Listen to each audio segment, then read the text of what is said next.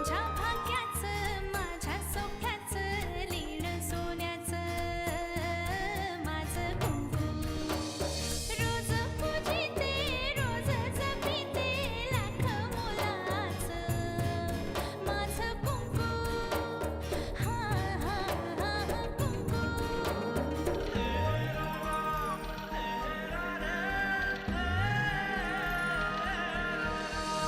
मन माझे घर झाले त्याचे मोर स्वप्नांचा दारी नाचे शब्द त्याचे अमृताचे स्पर्श त्याचे चांदण्याचे त्याच्या श्वासाचे त्याच्या डोळ्याचे गुज सांगते माझं कुंकू हा हा हा कुंकू हा हा हा कुंकू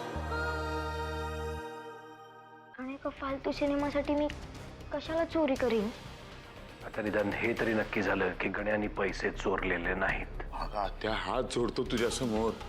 दवाखान्यात नको, करी वेडी होईल ती. मी अशी का वागले याचा पण विचार कर. तुमच्या पांजर पोळ्यातला आणखीन एक जनावर आलं.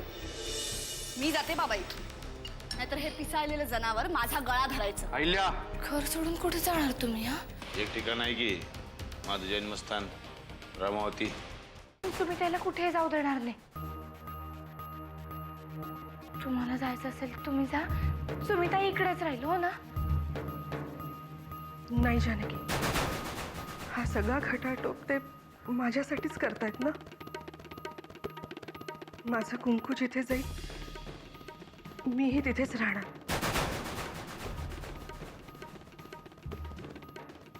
सुमिते, नाही सुमिते, तुला माझी शपथ आहे. तू नको जाऊ रमावतीला. ग वहिनी हात जोडतो आता. या घरच्या राजकारणामध्ये नका अडकू आम्हाला. जातो तिकडे रमावतीला सुखानं राहतो बायको पुरी बरोबर. सुमिते, अगं हे बरोबर बोलतायत.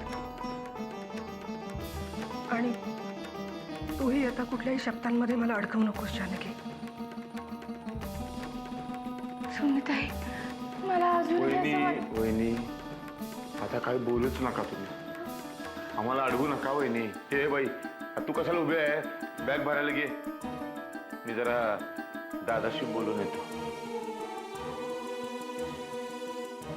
सुमिते, ऐक ना तू.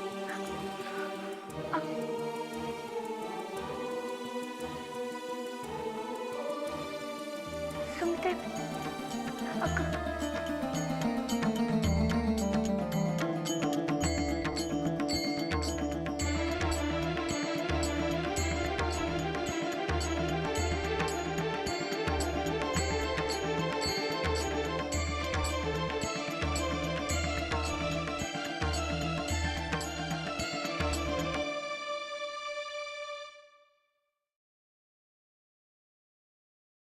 खरं म्हणजे हे सगळं मी तुला आधीच सांगणार होते, पण काय मला सांगणं तितकं महत्वाचं नाही वाटलं. तसं नाही. बायकांच्याच गोष्टी होत्या म्हणून म्हटलं. आतेबाई, जगातली सगळी मोठी युद्ध बायकांमुळेच झाली या ना त्या कारणाने. त्यामुळे बायकांचे वाद मला नको सांगूस. बघ, जे जसं घडलं तसं मी तुला सगळं सांगितलं. आता काय करायचं त्याचा निर्णय तूच घ्यायचा आहेस. सगळं घडून गेल्यावर काय निर्णय घेणार मी? तरी मी बोलेन सुमित्राशी. तिच्या अशा वागण्याचं मला आश्चर्यच वाटतंय. हो, मलाही आश्चर्य वाटतंय. मला पण वाटते दादा. मला तर काय कळतच नाही काय चाललंय. या सगळ्या प्रकरणाबद्दल तुझं काय म्हणणं आहे परशु? नाही, या सगळ्या प्रकारामध्ये सुमित्राची चूक आहे हे मान्य आहे मला. पण मी तुला एवढंच सांगायला आलोय की मला माझ्या कुटुंबासोबत रामावतीला जाऊन राहू दे. अरे पण तू रमावतीला जाऊन हा प्रश्न सुटणार आहे का? अगं इथं प्रश्न काही नाहीच आहे. एवढंच मला म्हणायचंय की मला माझ्या कुटुंबाबरोबर रमावतीला जाऊन सुखानं राहू दे. तुझा निर्णय पक्का आहे? अरे बाबा दादा, तुझ्यापासून लांब राहायचं म्हणजे जीवावर आलंय बघ. काळजाचे तुकडे तुकडे होत आहेत माझ्या. बास, कळलं मला तुला काय म्हणायचं ते. नाही, अजून बोलायचंय मला. खरं सांगतो तर गावाला गेलो की नाही एकदा, पुन्हा कधी येणारच नाही इथं. तोंड दाखवणार नाही तुला. तुला सांगतो, ही प्रॉपर्टी, यो बंगला, सोनं नाणं, हे कशामध्ये रस राहिला नाही रे मला. आता रस एकातच, माझी बायको आणि माझी पोरगी, बास. ठीक आहे, जा तू रमावतीला. तुला हवी असलेली सगळी मदत मिळेल तुला. जा. अहो पण सगळं व्यवस्थित चाललेलं असताना कशाला घर सोडून जायचं? जानकी, आता त्यांना त्यांच्या पद्धतीने जगू दे.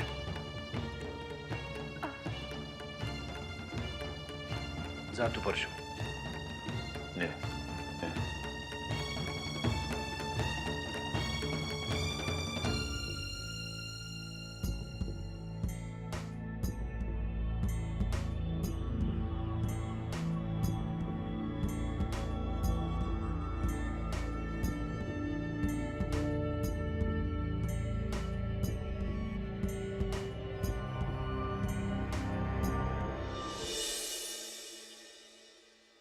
इंडिया, लई आनंदाची बातमी आहे. आपला प्लॅन सक्सेस झालाय बरं का. रमावतीला निघालोय. हा, अरे ठेव, आता जास्त नाही बोलू शकत. जय्या तयारीला लाग. अरे 7ची बी गाडी गेली, 9ची बी गाडी गेली, 12ची गाडी निघाली. हाय, जाऊ नको घरी, मजले की बरा, जाणार मी रमावतीला. कधी निघताय? यायला बातमी पोचली वाटते तुमच्यापर्यंत. परशु शेठ, तुमचं आयुष्य म्हणजे कस्तुरी मृगासारखं आहे. तुम्ही थोडी जरी हालचाल केली तरी सुगंध सर्वदूर पसरतो. आणि मग अट्टल शिकारी असतोय की नाही, तो सुगंधाचा मागोवा घेत घेत कस्तुरीपर्यंत जाऊन पोचतोय. अरे वा, बरीच माहिती दिसते तुम्हाला. शाळा शिकलो नसलो की नाही तरी वाकणी सर, आत्याबाईंनी लहानपणी लई गोष्टी सांगितल्या आहेत, अजून ध्यानात ठेवू नये.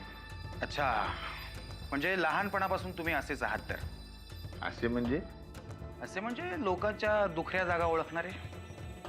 गुरुजी, आम्ही शिष्य आहोत तुमचे, का टोचून टोचून बोलताय? गंमत केली परशु शेठ. तुम्ही आमचे विद्यार्थी ना, म्हणून 2-4 मोलाचे शब्द सांगायला आलोय. बोला. रमावतीला चाललात, सांभाळून वागा. युगंधरा सरतापे आता सक्रिय झाली आहे. तुमचा एक चुकीचा निर्णय दुसऱ्या दिवशी हेडलाईन होऊ शकते. जशी आपली मर्जी गुरुवर्य. नाही, माझी इच्छा म्हणून नाही, किल्लेदार घराण्याची आबरू म्हणून जपून वागा. म्हणजे असं की मला असं वाटतंय,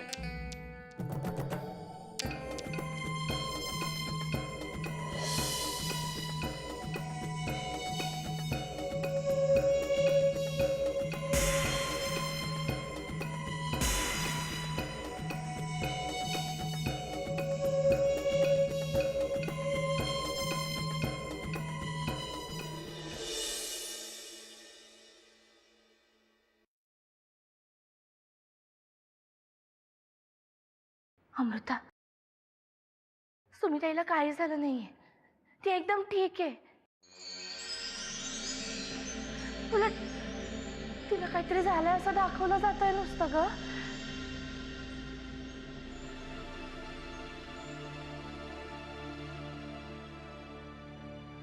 तिला या घरातून बाहेर काढण्यासाठी हा डाव केला जातोय अमृता.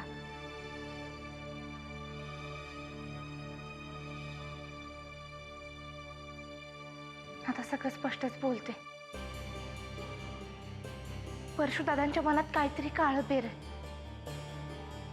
त्यांना 2-3दा फोनवर बोलताना मी ऐकलं होतं.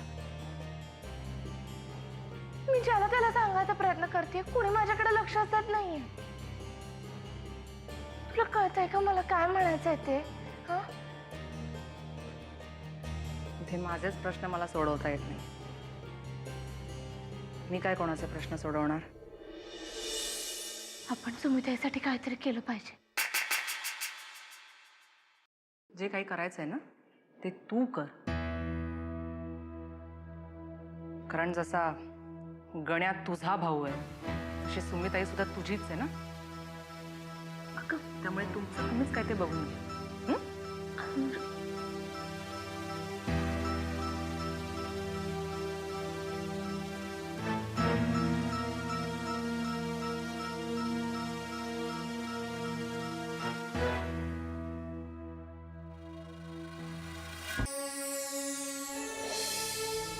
अमृता, गण्या माझा भाऊ आहे, त्यामुळे बाकी कोणी मध्ये पडण्याचं काही कारण नाही.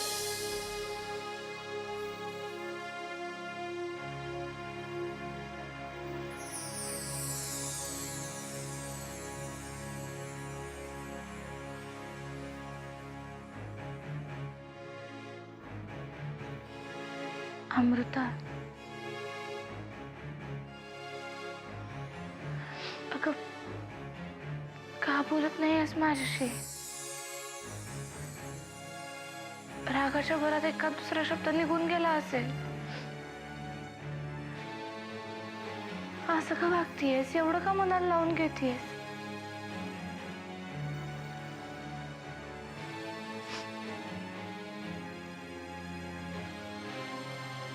जसं की तू काल जे काही बोललीस ना मग तसं काही ऐकायची सवय नाहीये ग मला.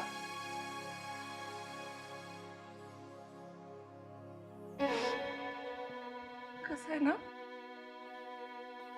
लहानपणापासून मी एकटीच वाढले ग या घरात. त्यामुळे बोलायला भांडायला माझ्या वयाचं कुणीच नव्हतं माझ्याजवळ.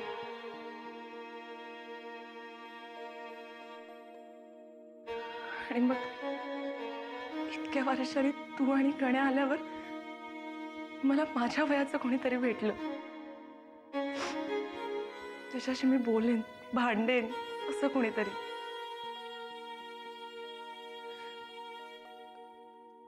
की अगं भाऊ काय असतो ना ते गण्यामुळे कळलंय मला. हळूहळू मी त्याच्यात इतके इन्व्हॉल्व झाले ना की सख्या बहीण भावाप्रमाणे नातं निर्माण झालं आमच्या.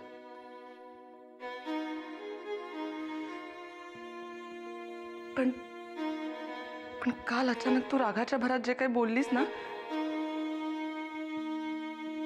त्याच्यामुळे मी खूप दुखावले.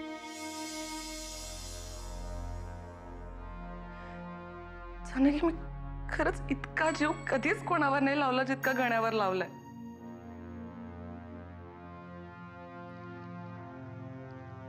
अमृता, मला माहिती आहे माझ्यापेक्षा तू जास्त जीव लावतेस गण्यावर. रागाच्या भरात बोलून गेले, चुकलं माझं, माफ कर ना मला. तू कशाला उगाच माफी मागतेस? तुला हवं तसंच वाग. तुला वाटेल तेव्हा गण्या तुझा भाऊ, तुला वाटेल तेव्हा सुमित्रा काकू तुझी सुमिताई. आम्ही सगळे तर मूर्खच होत ना. म्हटलं ना चुकलं माझं, माफ कर ना.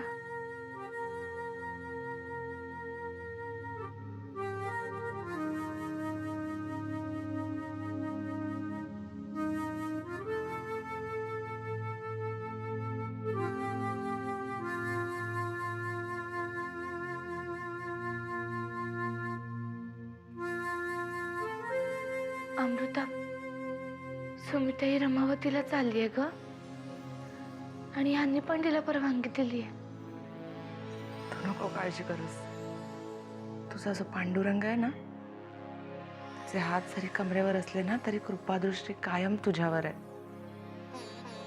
त्यामुळे तू ज्यांच्यावर प्रेम करतेस ना त्यांना सुखात ठेवणं हे त्याचं प्रथम कर्तव्य आहे.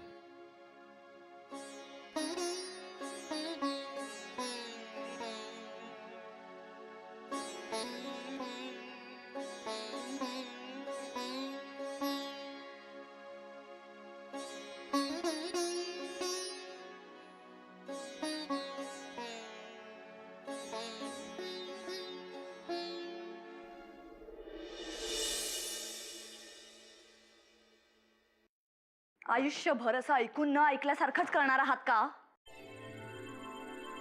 पहिल्या परशु इथे होता तेव्हा तुला प्रॉब्लेम होता. तो आता रमावतीला चाललाय तरी तुला प्रॉब्लेम आहेच. जरा विचार करा. 200 एकर जमीन, 2 साखर कारखाने, एक पतपेढी आणि एवढा जुना वाडा. याचे मालक झाले ते दोघं आता. मग तुला व्हायचंय का? तसं असेल तर तूही जा रमावतीला. पहा एकदा ते सगळं. परशु बरोबर शेतावर जा, त्याच्यासारखं ट्रॅक्टरवर बस, सगळ्या शेताची पाहणी कर. जा ना. झालं? आता मी काय सांगते ते एकदा नीट ऐका. मला काहीही ऐकायचं नाहीये आता. आईल्या दर वेळेला जगाच्या पुढे 2 पावलं जाऊन सतत तिरका विचार करत राहायचं ही सवय आता बंद कर. दुसरं कोणी असतं ना तर मी हा विचार केलाही नसता. पण परशु भाऊजी जगाच्या पुढे 2 पावलं नाही, 2 किलोमीटर जाऊन थांबतात. तुमच्यात काय स्पर्धा आहे का? जास्तीत जास्त वाईट कोण वागून दाखवतो? स्पर्धा आहे? तुम्ही जर का परशु भाऊजींकडे दुर्लक्ष केलं ना तर सगळ्या घरावर पश्चाताप करण्याची वेळ येईल. रमावतीचं नाव जरी काढलं तरी कपाळावर आठ्या पडणारा माणूस अचानक रमावतीला राहायला का जातोय हा प्रश्न तुमच्यापैकी कोणालाच कसा पडत नाहीये. तुला पडलाय ना? मग त्याचं उत्तरही तूच शोध. ओके?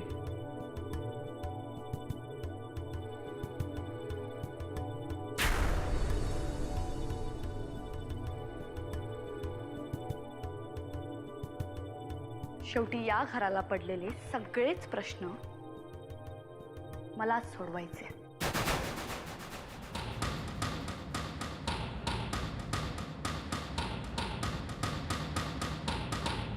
अमृता ऐक ना, 2 सरदारजी असतात त्यातलं एक सरदारजी आहे ना. आर्यन प्लीज, मला सरदारजीचे सगळे जोक माहिती आहेत आणि तुला पण जे थोडेफार माहिती आहेत ना ते मीच सांगितले आहेत.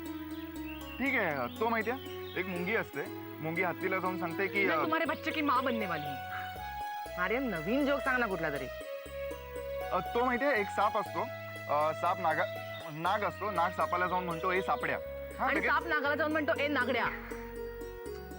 आर्यन मी केजीत असताना हे जोक सांगायचे ना तेव्हा सुद्धा कोणी हसत नव्हतं. मग तूच सांग ना कुठला जोक सांगू म्हणजे हसणारच तू. पण मला कळत नाही 2 माणसं भेटली की त्यांनी एकमेकांशी हसलंच पाहिजे का? हो अमृता, हसलं ना की वातावरण कसं एकदम हलकं होतं, प्रसन्न होतं. हो का? मिस्टर आर्यन SV, तुम्ही ना तुमच्या अँग्री यंग मॅनच्या कॅरेक्टरमध्येच राहा. मग कॉमेडी बिमेडीच्या फंदात पडू नका. बरं ते सगळं जाऊ दे. मला सांग, तुझी ती मैत्रीण जानकी दिसली नाही बरेच दिवसात. Excuse me, for your kind information she is engaged. All right. आणि जरी नसती ना तरी तुझ्यासारख्या रोमिओला ती झेपली नसती. तू उगाच शीतावरून भाताची परीक्षा का करतेस? मी आपलं सहज चौकशी केली होती. अच्छा, सहज म्हणून माझी चौकशी करत नाहीस कधी कोणाकडे? का रे, माझी सहज आठवण येत नाही कधी? जो आपल्या जवळ असतो ना त्याची कधी आठवण येत नाही. तू जरा लांब जा, मग येईल तुझी. मग इतके दिवस होते ना लांब, एकदा तरी फोन केलास का रे स्वतःहून? मी आपली इकडे प्रत्येक मिनिट प्रत्येक सेकंड. काय प्रत्येक मिनिट प्रत्येक सेकंड काय? आर्यन, मी तुला सरळ सरळच सांगते.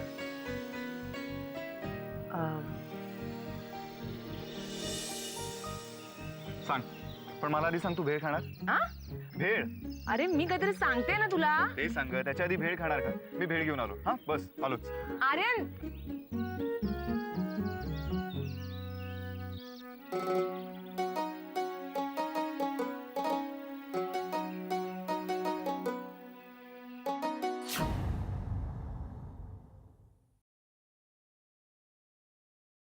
नमस्कार करते.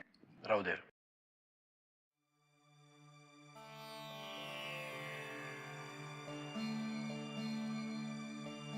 काय करणार आहेस तिथे जाऊन? शेती, दुसरं काय करणार? राजकारण काय आपला पारंपरिक व्यवसाय नाही. मूळचे शेतकरी आपण.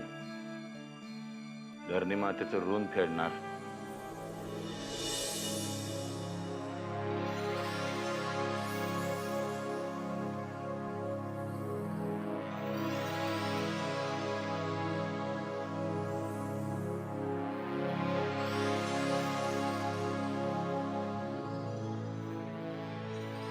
जानकी, उद्या माझं काही बरं वाईट झालं तर तू जीवचा सांभाळ करशील असं वचन दिलं होतंस मला, आठवतंय ना? असं का बोलतेस?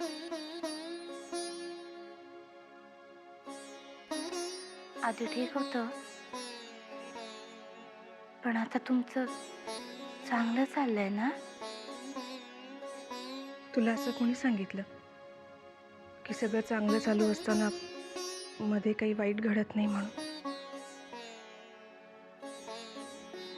आज चालले मी या घरातून, परत कधी येईन कोणाच ठाऊक. अगं, असं का बोलतेस? काय आमची सोडून चाललीस का?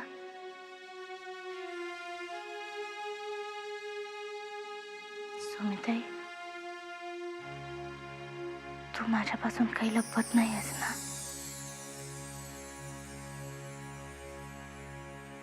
सध्या मी माझ्यापासूनही बरंच काही लपवतेय.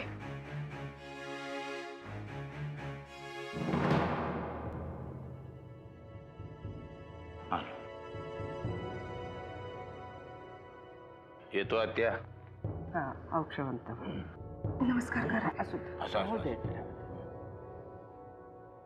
मग काय ठरलंय तुझं? वाड्यावरच राहणार आहेस ना? नाही, स्वतः काहीतरी बनवून दाखवल्याशिवाय वाड्यावर पाऊल नाही ठेवणार. वहिनी, अहो, काय? नर्मदा वहिनी असत्या तर पाया पडलोच असतो ना. त्या काय तुम्ही काय, थोरल्या वहिनी आहेत तुम्ही. काहीतरी प्रथा असते, रिवाज असते, होय की नाही ग? बरं, मी सामान घेऊन पुढं होतो, तू ये. तब्येतीची काळजी घे. नाही, मी नाही आहे म्हणून म्हणलं. हां, औषध बिवषध द्या त्यांना व्यवस्थित वेळेवर.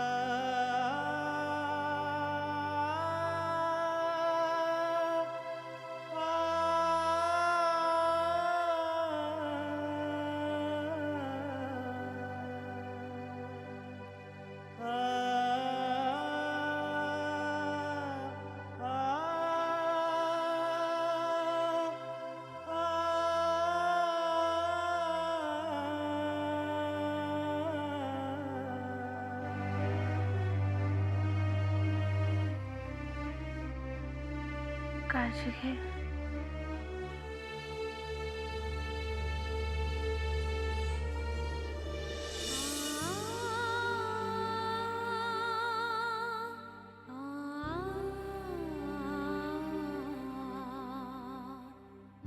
आत्याबाई, मला नाही वाटत आहे सुमित्याला जायचं होतं म्हणून. घराकडे पण कशी पाहत होते बघा ना. आता तू याचा काहीही विचार करू नकोस. राहतील, सुखात राहतील दोघं.